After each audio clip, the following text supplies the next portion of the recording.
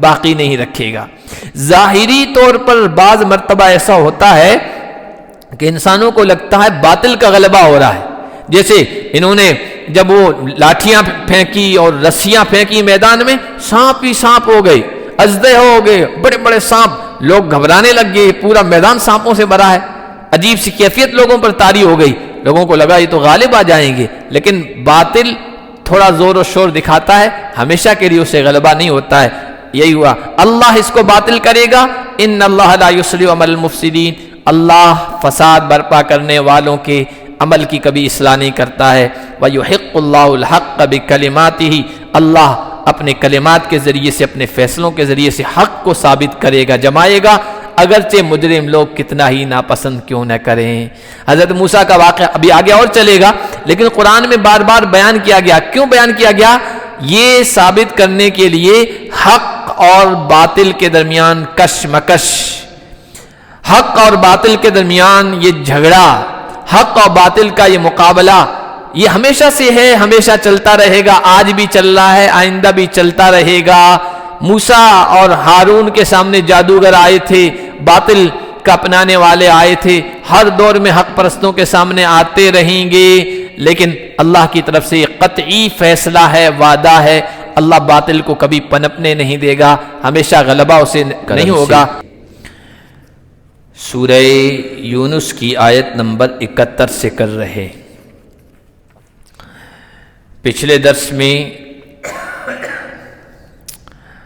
آخری آیت میں اللہ تعالیٰ نے یہ بیان فرمایا تھا کہ جو باطل پر ہیں، ناحق پر ہیں، سچے پیغام کا انکار کرنے والے ہیں، دنیا میں اگر ان کو کچھ غلبہ حاصل ہے، کچھ اچھل کود کر رہے ہیں، تو یہ تھوڑے دنوں کا سامان ہے، آخر کار ان کو ہماری طرف لوٹ کے آنا ہے، اور ان کو ان کے کفر کی سخت سزا کا مزہ چکھائیں گے۔ قرآن کریم کا انداز یہ ہے کہ قرآن کریم معقول دلیلوں یعنی عقل میں اترنے والی دلیلوں کے ذریعے سے سمجھاتا ہے، اور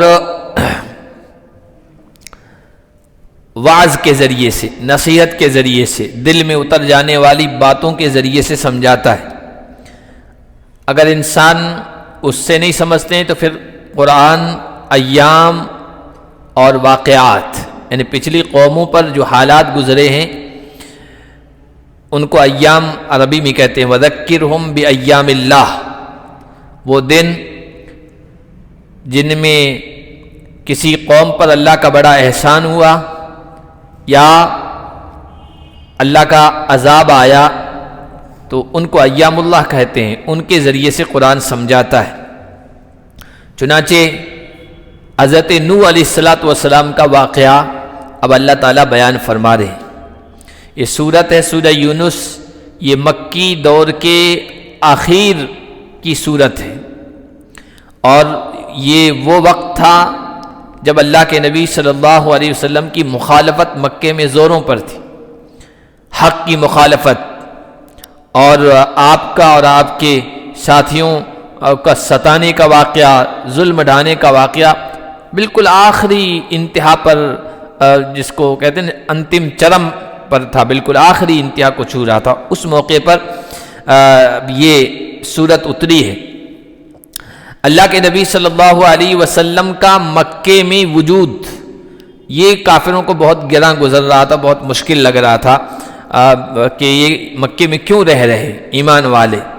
اس موقع پر یہ آیتیں اتری ہے، یہ سورت اتری ہے، اور اللہ کے نبی صلی اللہ علیہ وسلم سے کہا گیا کہ نوح علیہ السلام کا واقعہ ان کو سناؤ۔ بالکل آپ سے ملتا جلتا ہے، اور نوح علیہ السلام کا وجود بھی ان کی قوم کے لیے بہت گراں لگ رہا تھا، برداشت نہیں تھا، آپ کا وجود بھی مکہ کے کافروں کو برداشت نہیں ہے۔ وَاتْلُ عَلَيْهِمْ نَبَأَ نُوحٍ، نوح کا قصہ، نوح کی خبر ان کو پڑھ کے سنائیے۔ اذ قال لقومه یا قوم ان کان کبر علیکم مقامی، جب انہوں نے اپنی قوم سے کہا، میری قوم اگر تم پر میرا کھڑا ہونا گراں گزرتا ہے.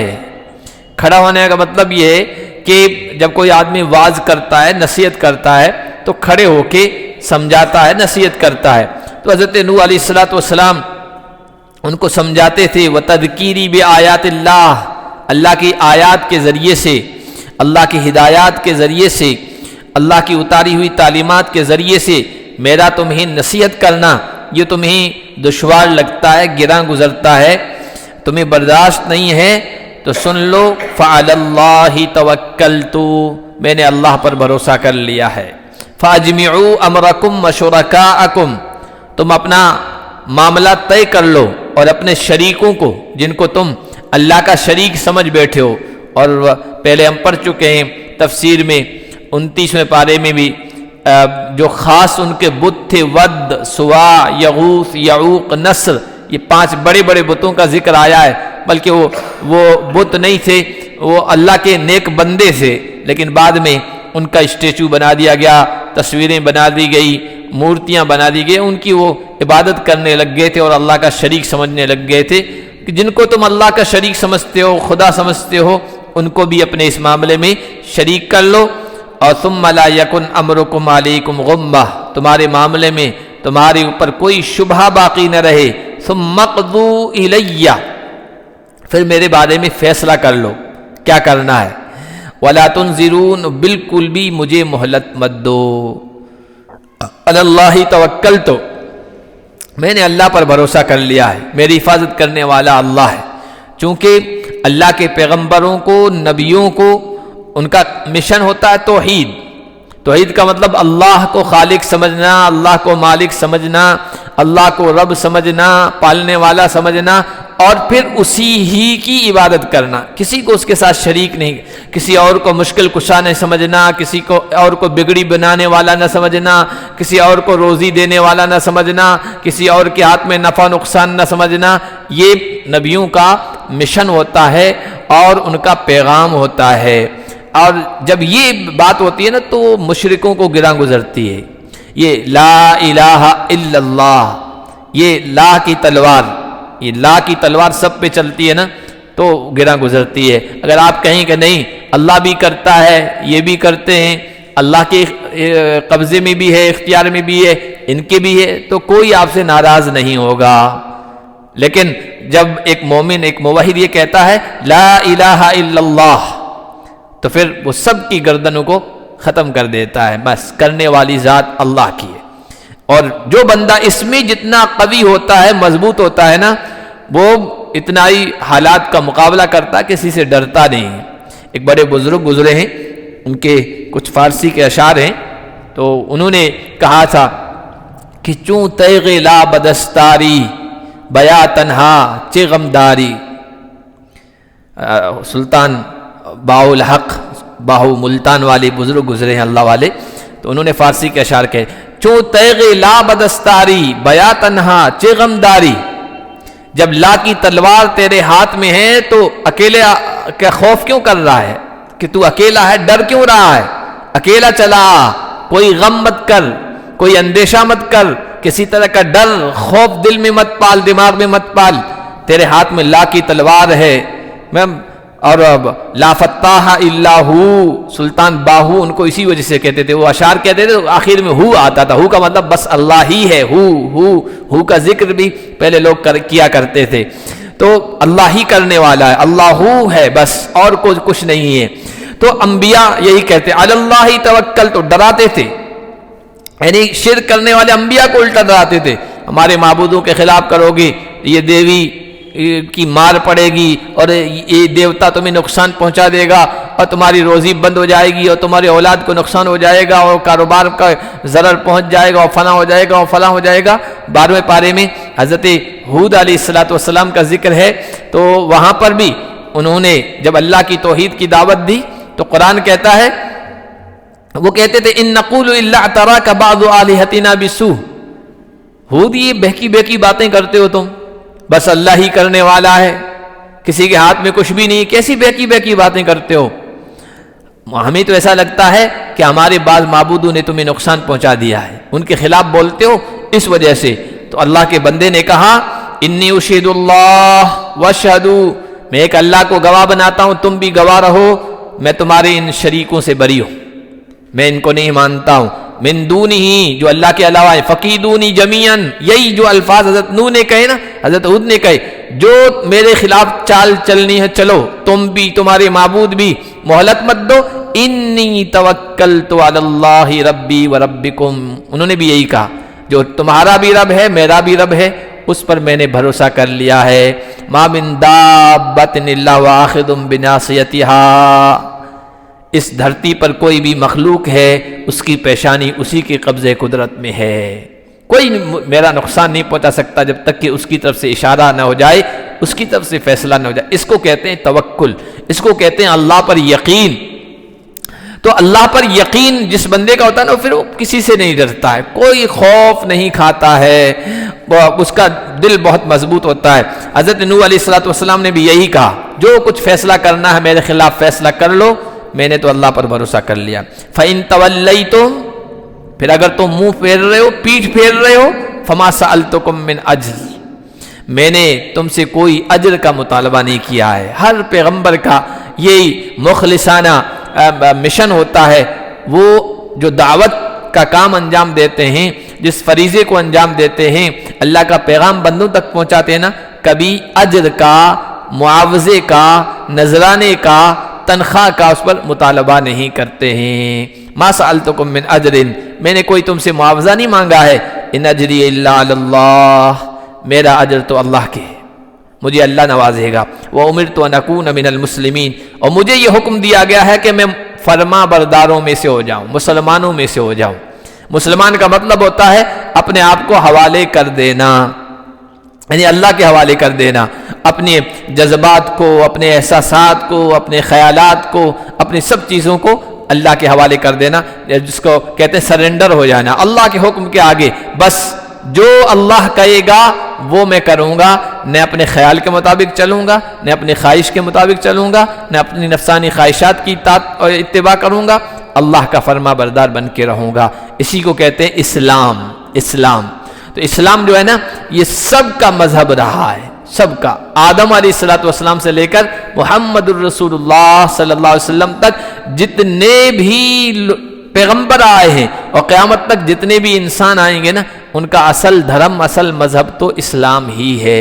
یہاں تک کہ قرآن کہتا ہے زمین آسمان ساری کائنات کا مذہب اسلام ہے۔ وَلَهُ أَسْلَمَ اسلام سے، أَسْلَمَ مَنْ فِي السَّمَاوَاتِ وَمَنْ فِي الْأَرْضِ، زمین اور آسمان میں جتنی بھی مخلوق ہے سب اللہ کے سامنے جھک گئے، فرما بردار ہو گئے ہیں، وہ سب مسلمان ہیں، وہ سب انہوں نے اسلام قبول کیا، یعنی اللہ کو اپنا رب مانا ہے۔ تو یہ ان اکون من المسلمین، اور قرآن میں جگہ جگہ حضرت ابراہیم کا تذکر آیا، حضرت یعقوب کا ذکر آیا، حضرت یوسف کا ذکر آیا، حضرت نوح کا ذکر یہاں چل رہا ہے، اور پیغمبروں کا ذکر آیا، ان کے سب میں اسلام کا تذکرہ آتا ہے۔ اسلام تو اسلام ایسا نہیں ہے کہ محمد رسول اللہ صلی اللہ علیہ وسلم جیسے لوگ کہتے ہیں 1400 سال ہوئے اسلام آیا، نہیں، کہ اسلام کا وجود ہوا ہے، اسلام عرب سے پیدا ہوا ہے، نہیں، عرب نہیں، جب سے اس دھرتی پر انسان ہیں تب سے اسلام کا وجود ہے اور قیامت تک رہے گا۔ فَكَذَّبُوهُ فَنَجَّيْنَاهُ وَمَن مَّعَهُ فِي الْفُلْكِ، حضرت نوح علیہ السلام نے دعوت دی۔ قرآن الگ الگ جگہوں پر الگ الگ جتنی ضرورت ہوتی ہے وہاں وہ نصیحت کے طور پر، وعظ کے طور پر اور درس اور سبق کے طور پر واقعہ بیان کرتا ہے، یہاں مختصراً بیان کیا ہے۔ اور 29ویں پارے میں پڑھ چکے ہیں کہ تقریباً 900 سال، 950 سال تک دعوت دیتے رہے، پھر بھی نہیں مانی قوم۔ اللہ کہتے فَكَذَّبُوهُ، ان کو جھٹلایا، فَنَجَّيْنَاهُ وَمَن مَّعَهُ فِي الْفُلْكِ، ہم نے ان کو نجات دی، ان کے ساتھ والوں کو بھی کشتی میں، وَجَعَلْنَاهُمْ خَلَائِفَ، اور ہم نے ان کو جانشین بنایا، جو کشتی میں سوار تھے، بہت کم تعداد تھی جو حضرت نوح علیہ السلام پر ایمان لے آئی۔ وَأَغْرَقْنَا الَّذِينَ كَذَّبُوا بِآيَاتِنَا، جنہوں نے ہماری آیتوں کو جھٹلایا ان کو ہم نے ڈبو دیا۔ فَانظُرْ كَيْفَ كَانَ عَاقِبَةُ الْمُنذَرِينَ، دیکھو جن لوگوں کو ڈرایا گیا تھا، چوکنا کیا گیا تھا، سمجھایا گیا تھا، جن کو نصیحت کی گئی تھی، ان کا انجام کیسا ہوا۔ تو اے پیغمبر آپ جن کو ڈرا رہے ہیں، جن کو چوکنا کر رہے ہیں قریش کے لوگوں، تم بھی نوح کی قوم کی روش پر چل رہے ہو، ان کے طرز کو اپنائے ہوئے ہو، تمہارا بھی انجام یہی ہونا ہے۔ علماء کرام نے لکھا اللہ کے نبی صلی اللہ علیہ وسلم کے بعد تو کوئی نبی آنا نہیں ہے، اب نبیوں کا جو مشن تھا، نبیوں کا جو پروگرام تھا اور نبیوں کی جو ڈیوٹی اور فریضہ اور ذمہ داری تھی وہ اس امت کے لوگوں پہ رکھی گئی ہے، ان کے کندھوں پہ ڈالی گئی ہے، ہمارے کندھوں پہ ڈالی گئی ہے۔ اب اگر قومیں نافرمانی پر اتر ہوئی ہے، ضلالت میں ہے، گمراہی میں ہے، ضد میں ہے، اناد میں ہے، اور بے شمار آج بڑی تعداد اسلام کو نہیں مانتی ہے، تو پھر اللہ کا عذاب کیوں نہیں آتا ہے؟ علماء کرام نے لکھا اس وجہ سے نہیں آتا ہے کہ بہت سارے لوگ ہیں جہاں تک دین حق کی دعوت پہنچی نہیں، ہم نے نہیں پہنچائی، ہماری ذمہ داری تھی۔ تو جب تک ان لوگوں تک دین حق کی دعوت نہیں پہنچے گی، دین اسلام کا پیغام نہیں پہنچے گا، تو آپ یہ امید لگائے بیٹھے ہیں کہ اللہ کا عذاب ان پر آ جائے گا، نہیں۔ جب تک آپ کی طرف سے دعوت حق، دعوت دین نہیں پہنچے گی، اللہ کا عذاب نہیں آئے گا۔ ہاں ان کو ڈرا دیا گیا، چوکنا کر دیا گیا، سمجھا دیا گیا، پیغمبروں کا مشن ان تک پہنچا دیا گیا، اس کے بعد اگر وہ نہیں مانتے ہیں تو پھر جس طرح پچھلی قوموں پر عذاب آیا ہے اسی طرح اللہ کے عذاب کا شکار وہ ہوں گے۔ ثم بعثنا من بعده رسلا، اللہ فرماتے ہیں پھر ہم نے ان کے بعد، نوح علیہ السلام کے بعد ان کی قوم کی طرف اور بھی رسول بھیجے، فجاؤہم بالبینات، ان کے پاس وہ واضح دلیلیں لے کے آئے۔ بینہ دلیل کو بھی کہتے ہیں، بینہ معجزے کو بھی کہتے ہیں، بینہ اللہ کے احکام کو بھی کہتے ہیں، اللہ کی اتاری ہوئی تعلیمات کو کہتے ہیں۔ وہ واضح دلیلیں، واضح احکام، آسمانی تعلیمات ان کے پاس لے کے آئے۔ فما کانوا لیؤمنوا بما کذبوا به من قبل، لیکن جس کو وہ پہلے جھٹلا چکے تھے اس پر وہ ایمان لانے والے نہیں تھے۔ یہ انسانوں کا مزاج، یہ انسانوں کا مزاج ہے، انسانوں کی فطرت ہے، نیچر ہے۔ ایک چیز کا انسان انکار کر دے، اس کے بعد آپ اس کو کتنا بھی سمجھا دیں اور اچھی مضبوط دلیل بھی اس پر دے دیں، لیکن وہ ماننے کے لیے تیار نہیں ہوتا ہے۔ کیوں؟ اپنے ناک کا، ایگو کا، اپنے وقار کا مسئلہ بنا لیتا ہے، ناک کا مسئلہ بنا لیتا ہے، تو پھر حق بات کو بھی وہ کبھی قبول نہیں کرتا ہے۔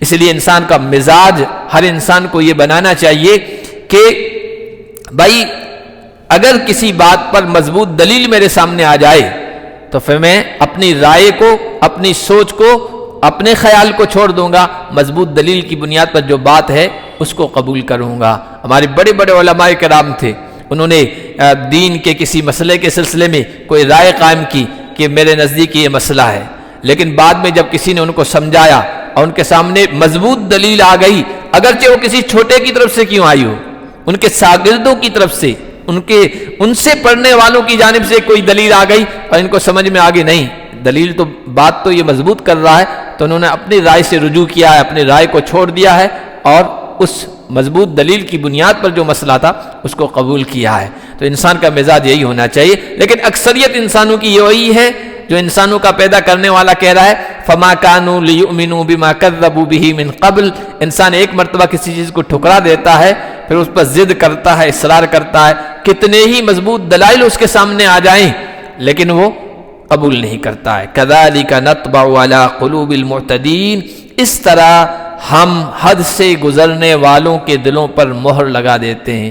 یہ مہر اللہ کی طرف سے ایسے ہی نہیں لگتی، مہر لگنے کا مطلب یہ کہ اب حق بات کو یہ قبول نہیں کرے گا، حق پیغام کو یہ قبول نہیں کرے گا، اور یہ جلدی نہیں لگاتے ہیں، اللہ تعالیٰ مہلت دیتے ہیں، لیکن بندہ اپنی ضد پر اڑا رہتا ہے، اصرار کرتا ہے، سرکشی پر اڑا رہتا ہے، اناد کا راستہ اپناتا ہے، اپنے وقار کا، ناک کا مسئلہ بنا لیتا ہے، تو پھر اللہ کی طرف سے دل پر مہر لگا دی جاتی ہے، پھر سچ بات کو قبول کرنے کے لیے اس کا دل کبھی تیار نہیں ہوتا ہے۔ اور جس کے دل کے اندر جذبہ و حق بات کے قبول کرنے کا، نیکی کے قبول کرنے کا، صحیح بات کے قبول کرنے کا، تو پھر وہ کیسے بھی حالات ہو بندہ قبول کر لیتا ہے اس بات کو۔ ثم بعثنا من بعدهم موسیٰ وہارون، پھر ان رسولوں کے بعد، صرف اللہ تعالیٰ نے کہا کہ نوح کے بعد ہم نے بہت سارے رسول بھیجے، ان کا نام نہیں لیا ہے، اور قرآن میں تو چند پیغمبروں کا ہی نام ہے، باقیوں کا نام ہی وَرُسُلًا قَدْ قَصَصْنَاهُمْ عَلَيْكَ مِنْ قَبْلِ وَرُسُلًا لَمْ نَقْصُصْهُمْ عَلَيْكَ۔ اے نبی، کچھ نبیوں کا نام لے کر ہم نے آپ کے سامنے تذکرہ کیا ہے اس قرآن میں، اور کچھ نبی ایسے ہیں جن کا ہم نے نام نہیں لیا، جن کا تذکرہ نہیں کیا ہے۔ تو ویسے رسول گزرے ہیں جن کا نام قرآن میں نہیں آیا ہے، پیغمبر گزرے ہیں۔ ان رسولوں کے بعد ہم نے موسیٰ اور ہارون کو فرعون اور ان کے سرداروں کی طرف بھیجا، بِآیاتِنَا، ہماری آیات، ہمارے احکام، ہماری تعلیمات، واضح دلیلیں دے کر، فَاسْتَكْبَرُوا، لیکن انہوں نے تکبر کیا، اپنے آپ کو بڑا سمجھا۔ وہ قرآن میں دوسری جگہ آیا، حضرت موسیٰ کو کہنے لگے تم کون ہوتے ہو ہمیں سمجھانے والے؟ فرعون کہنے لگا میں بڑا ہوں، میں بولنے کی صلاحیت رکھنے والا ہوں، اچھے انداز سے گفتگو کرتا ہوں، تمہیں تو بولنا بھی نہیں آتا، تمہاری زبان میں لکنت ہے، ہچکچاہٹ ہے، بولنے میں تم ماہر نہیں ہو، اور یہ مصر کا جو تخت ہے یہ میرے ہاتھ میں ہے، میں اس کا مالک ہوں، یہ نہریں میرے نیچے چلتی ہیں۔ اس طرح کی باتیں کرنے لگا اور کہنے لگا پرورش تمہاری ہم نے کی ہے بچپن میں، اب تم ہمیں سمجھانے آگے، ہونا تو الٹا چاہیے تھا کہ تم ہماری بات مانتے۔ یہ تکبر کا راستہ اپنایا۔ وَكَانُوا قَوْمًا مُجْرِمِينَ، اور وہ مجرم لوگ تھے۔ مانا کیوں نہیں؟ وہ جرم کے خوگر تھے، جرم ان کی عادت بن گئی تھی۔ مجرم انسان جب جرم کا خوگر ہو جاتا ہے نا تو پھر حق بات کو قبول نہیں کرتا ہے، پابندیوں کو قبول نہیں کرتا ہے۔ دین اسلام کو لوگ کیوں ٹھکراتے ہیں؟ اس لیے کہ دین اسلام یہ پیغمبروں کا مشن ہے، یہ اللہ کا اتارا ہوا قانون ہے، دستور ہے۔ اس کو جب بندہ مان لیتا ہے نا تو پھر جکڑ جاتا ہے، یہ کرنا ہے، یہ نہیں کرنا ہے، یہ کھانا ہے، یہ نہیں کھانا ہے، یہ پینا ہے، یہ نہیں پینا ہے، اس طرح سوچنا ہے، اس طرح نہیں سوچنا ہے۔ اور کوئی مجرم لوگ جو ہوتے ہیں نا وہ کسی قانون میں جکڑنا پسند نہیں کرتے ہیں۔ ایسے بھی دنیا کے اعتبار سے دیکھ لیں نا، مسلمانوں کو چھوڑیے، دوسرے لوگوں کو بھی دیکھیں نا کہ مجرم لوگ کون ہوتے ہیں؟ قانون شکن، قانون کو توڑنے والے، کسی جکڑ بندی میں رہنا نہیں چاہتے، آزاد جو ہمارے خیال میں آئے وہ کریں گے، جو چاہیں گے کھائیں گے، جو چاہیں گے پیئیں گے، جس طرح چاہیں گے عیش اڑائیں گے، وہ کسی قانون کی پابند رہنا نہیں چاہتے ہیں۔ تو یہ کافر، یہ منکر، یہ دین حق کا انکار کرنے والے، ٹھکرانے والے، یہ بھی مجرم پیشہ ہیں، ان کی طبیعت میں، عادت میں جرم ہے، وہ قانون کا پابند نہیں ہونا چاہتے، اس لیے دین حق کو ٹھکرا رہے ہیں۔ فرعون اور اس کے حواری موالی بھی اسی طرح کے تھے۔ فلما جاءهم الحق من عندنا، پھر جب ان کے پاس ہماری طرف سے حق آ گیا، قالوا ان هذا لسحر مبین، کہنے لگے تو کھلا ہوا جادو ہے۔ حضرت موسیٰ علیہ السلام کا واقعہ بھی بیان کیا جائے، چونکہ اس سورت کے شروع میں دوسری آیت میں اللہ تعالیٰ نے کہا کہ جب یہ قرآن لے کر محمد رسول اللہ اپنی قوم کے پاس گئے اور قرآن کا پیغام سنایا تو کہنے لگے یہ تو کھلا ہوا جادو ہے، ان ھذا لسحر مبین۔ تو کہا کہ جس طرح آپ کے بارے میں یہ کہہ رہے ہیں نا، پہلے پیغمبروں کے بارے میں انہی جیسے لوگ کہہ چکے ہیں حق کے سلسلے میں کہ یہ جادو ہے۔ ان ھذا لسحر مبین قال موسیٰ اتقولون للحق لما جاءکم، حضرت موسیٰ نے کہا حق کے بارے میں جبکہ وہ تمہارے پاس آ چکا ہے تم یہ کہتے ہو اسحر ھذا، کہ یہ جادو ہے؟ کیا یہ جادو ہے؟ ولا یفلح الساحرون، یاد رکھو جادوگر کبھی کامیاب نہیں ہوتے۔ جادوگری، شعبدہ بازی، نظر بندی تھوڑی دیر کے لیے چلتی ہے، اس کے بعد کچھ حقیقت اس کی نہیں ہوتی ہے۔ جادوگر حق کے اعتبار سے، کردار کے اعتبار سے، عادت کے اعتبار سے، اخلاق کے اعتبار سے، اطوار کے اعتبار سے، مزاج کے اعتبار سے خود غرض ہوتے ہیں، ان کو اپنا مطلب نکالنا ہے، ان کو اپنی خود غرضی پوری کرنی ہے۔ وہ نظر بندی کریں گے، شعبدہ بازی کریں گے، اپنے پیٹ کے لیے مانگیں گے، اور اس کے بعد کوئی چیز، کوئی جادو کی کوئی حقیقت نہیں ہے۔ خود جادوگروں کا بھی کردار کوئی اچھا نہیں ہوتا ہے۔ آپ دیکھیے جادوگر لوگوں کے چہروں سے نحوست ٹپکتی ہے۔ انبیاء کا کردار، انبیاء کا اخلاق تو بہت اجلا ہوتا ہے۔ انبیاء تو مخلوق کے خیر خواہ ہوتے ہیں، بھلا چاہنے والے ہوتے ہیں، بغیر کسی غرض کے، بغیر کسی حرص کے، بغیر کسی لالچ کے ان کو صحیح بات بتانے والے ہوتے ہیں، کوئی امید نہیں ہوتی ہے لوگوں سے۔ جادوگر تو جادوگر دکھاتے ہیں اور پھر کہتے ہیں بھائی یہ ہم نے کرتب دکھایا، کرشمہ دکھایا، کیسا لگا ہمارا؟ تو کچھ دو، ہم اپنی روزی روٹی کے لیے کر رہے ہیں، پیٹ کے لیے سب کچھ کر رہے ہیں، کرتب دکھا رہے ہیں، کرشمے دکھا رہے ہیں۔ تو جادوگر یہ تھوڑی دیر کے لیے ہوتا ہے، نظر بندی ہوتی ہے، جبکہ انبیاء کا جو پیغام ہوتا ہے یا معجزے ہوتے ہیں وہ تو دائمی ہوتے ہیں، ہمیشہ ہوتے ہیں، ثابت رہنے والے ہوتے ہیں، جادوگر کبھی کامیاب نہیں ہو سکتے ہیں۔ قالوا اجیتنا لتلفتنا اما وجدنا علیہ آباءنا، وہ لوگ کہنے لگے فرعون اور اس کی قوم، تم ہمارے پاس اس لیے آئے ہو کہ ہمارے باپ دادا کے طریقے سے تم ہمیں ہٹا دو۔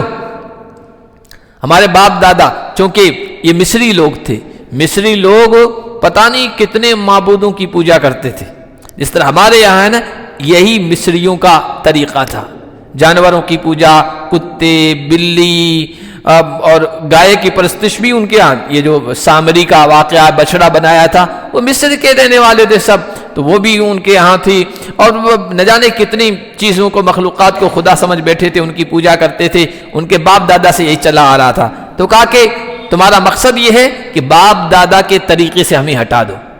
حالانکہ قرآن بار بار کہتا ہے باپ دادا اگر غلط طریقے پر ہیں، غلط چیز پر ہیں، تو انسان کے لیے عقل مندی کی بات یہ ہے کہ وہ غلط رسم کو، رواج کو، روایت کو، ریت کو، غلط چیزوں کو چھوڑ دے، ان کی پیروی نہ کرے۔